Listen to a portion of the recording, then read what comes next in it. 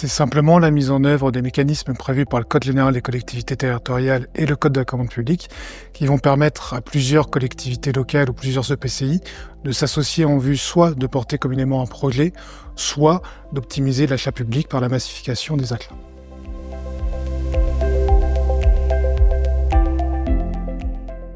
Principalement pour deux raisons. La première, historiquement, notamment pour optimiser les conditions d'achat par de la massification. Et la deuxième, c'est pour pallier aux déficits institutionnels qui font que certaines collectivités ou certaines EPCI sont de taille trop réduite.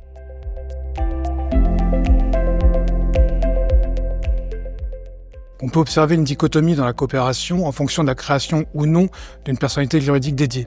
La première forme de coopération est celle qu'on peut appeler institutionnelle et qui va reposer sur la création d'une structure ad hoc en vue de porter un projet ou la mise en œuvre d'une politique. C'est classiquement ce qu'on rencontre avec la création de syndicats mixtes, de sociétés publiques locales, voire de sociétés d'économie mixte.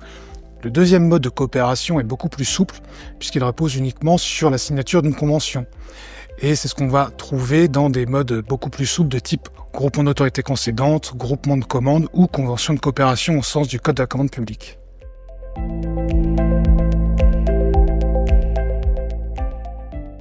Dans le secteur des déchets, on croise fréquemment trois types de coopération.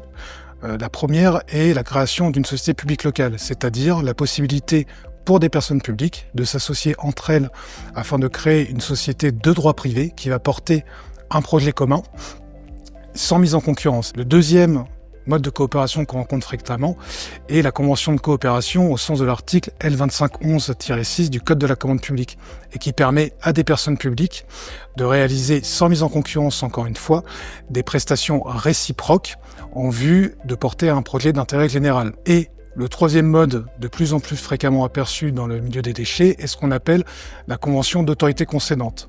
C'est le pendant qui a été codifié par le Code de la commande publique du groupement d'achat qui permettait à plusieurs collectivités de s'associer dans le cadre d'un groupement d'achat en vue de passer conjointement un marché public.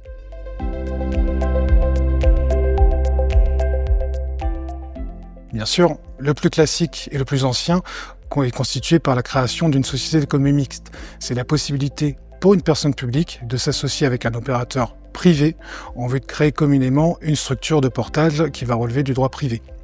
Principale difficulté que désormais les SEM, dès lors qu'ils comportent des capitaux privés, doivent être mis en concurrence par les actionnaires, dont la personne publique. C'est donc un mode de coopération avec le privé qu'on rencontre de moins en moins.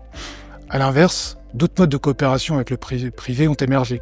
Très récemment, on a pu s'apercevoir que les SAS de type ENR, c'est-à-dire la possibilité, sans mise en concurrence, de s'associer avec un opérateur privé pour une personne publique au sein d'une structure de type SAS en vue de développer un projet de production d'énergie renouvelable, est assez présent dans le domaine de l'énergie. Et de même, nous fêtons actuellement les 10 ans de la CEMOP qui constitue finalement la nouvelle version de la SEM et qui permet de choisir un opérateur privé, de lui attribuer un contrat grâce à une mise en concurrence unique pour pallier les écueils récemment rencontrés pour la SEM.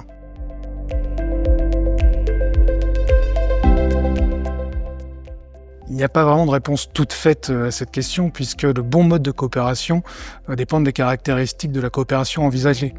Les acteurs qui envisagent de recourir à une convention de coopération doivent identifier plusieurs critères. Quelle est la forme, le degré d'intensité dans l'association est-il recherché?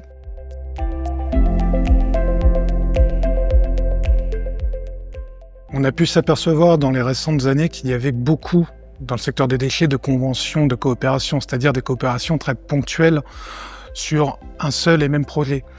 Je pense que nous sommes dans un temps 2 de cette coopération dans le secteur des déchets où les collectivités vont avoir tendance à basculer vers une intégration un peu plus poussée de la coopération et donc à monter des structures beaucoup plus robustes, beaucoup plus pérennes, en vue de porter des projets ou de mettre en œuvre des politiques communes de façon plus large et portée sur l'avenir. Typiquement, je pense que la création de syndicats mixtes ou la création de sociétés publiques locales vont encore se développer dans les années à venir.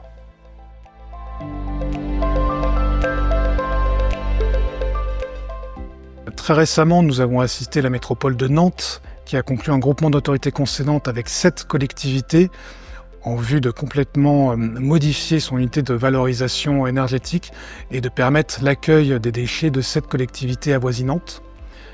Une deuxième forme de coopération très récente est celle menée par le syndicat mixte Azur à Argenteuil, qui a conclu plusieurs conventions de coopération avec des syndicats mixtes également compétents en matière de traitement des déchets, mais ne disposant pas en propre d'exutoire, et qui vont permettre à ces collectivités d'accueillir les tonnages de collectivités non membres du syndicat en vue de leur traitement, moyennant, car c'est une condition, de réciprocité de ces prestations. Et le troisième exemple qui me vient en tête, c'est à Bourges qui a créé une société publique locale pour permettre la création et l'exploitation d'un centre de tri via un marché global de performance.